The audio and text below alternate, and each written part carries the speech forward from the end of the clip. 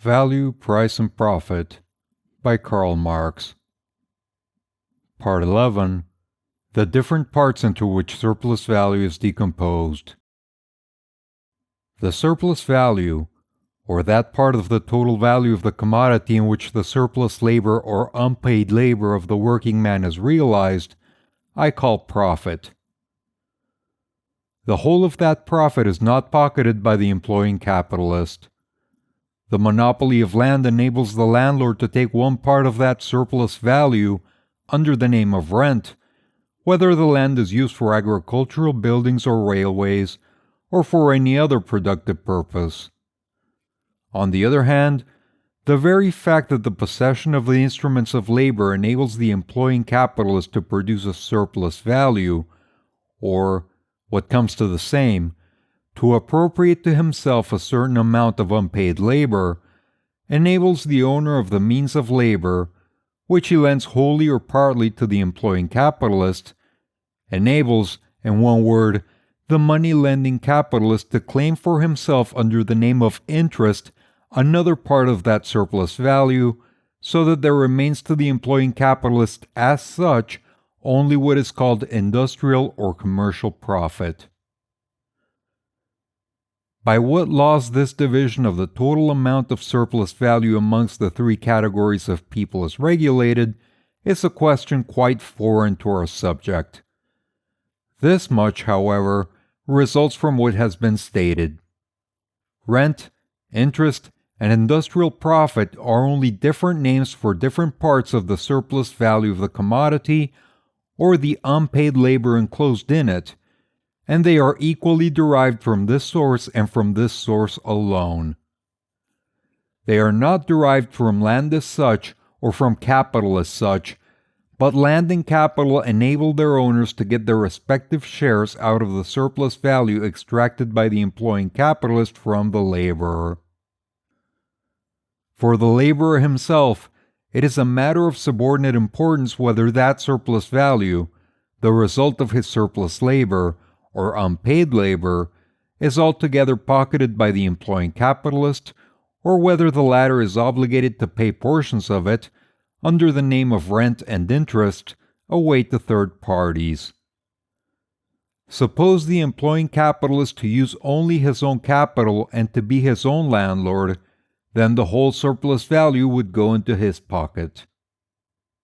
It is the employing capitalist who immediately extracts from the laborer this surplus value, whatever part of it he may ultimately be able to keep for himself. Upon this relation, therefore, between the employing capitalist and the wages laborer, the whole wages system and the whole prison system of production hinge.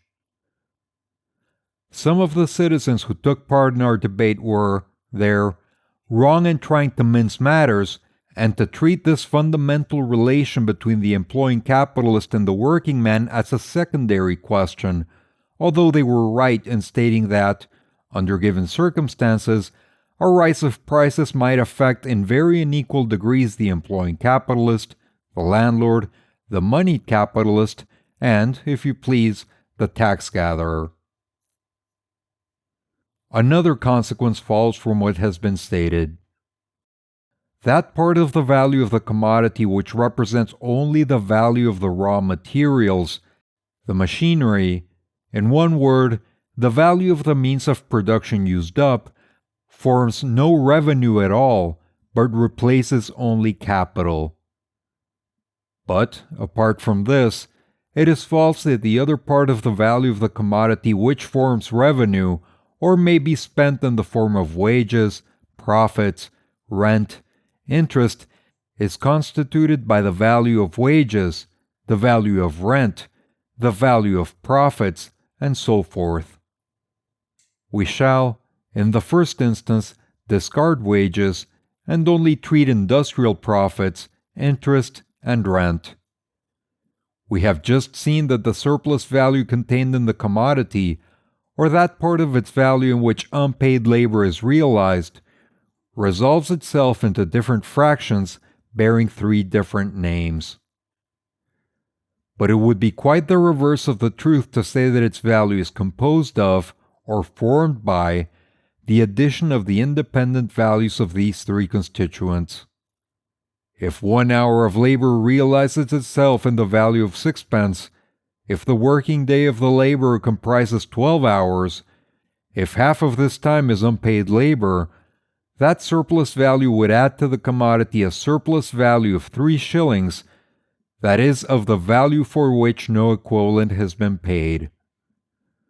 This surplus value of 3 shillings constitutes the whole fund which the employing capitalist may divide, in whatever proportions, with the landlord and the moneylender. The value of these 3 shillings constitutes the limit of the value they have to divide amongst them.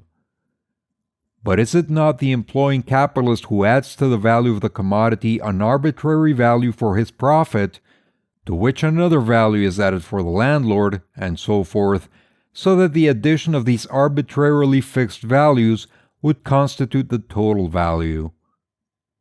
You see, therefore, the fallacy of the popular notion, which confounds the decomposition of a given value into 3 parts, with the formation of that value by the addition of 3 independent values, thus converting the aggregate value, from which rent, profit, and interest are derived, into an arbitrary magnitude.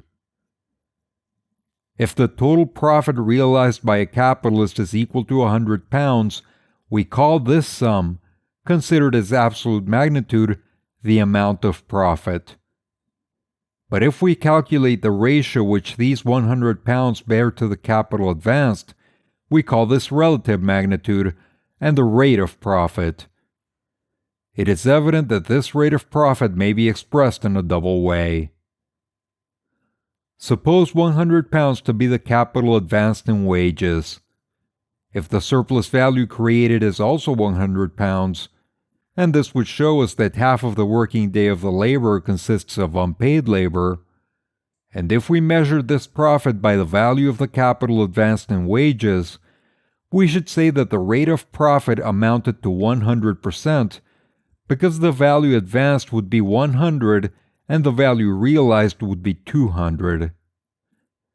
If, on the other hand, we should not only consider the capital advanced in wages, but the total capital advanced, say, for example, £500, of which £400 represented the value of raw materials, machinery, and so forth, we should say that the rate of profit amounted only to 20%, because the profit of 100 would be but a fifth part of the total capital advanced.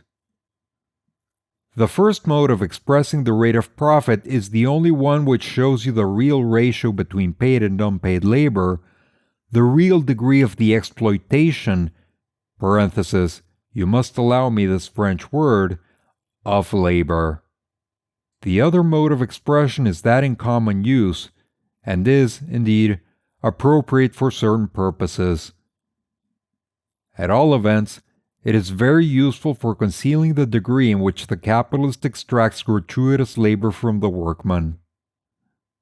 In the remarks I have still to make, I shall use the word profit for the whole amount of the surplus value extracted by the capitalist, without any regard to the division of that surplus value between different parties, or in using the words rate of profit, I shall always measure profits by the value of the capital advanced in wages. You have reached the end of Value, Price, and Profit, Part 11, the different parts into which surplus value is decomposed, by Karl Marx. Click on the links at the end of this video to go to the playlist or the next chapter if it's available.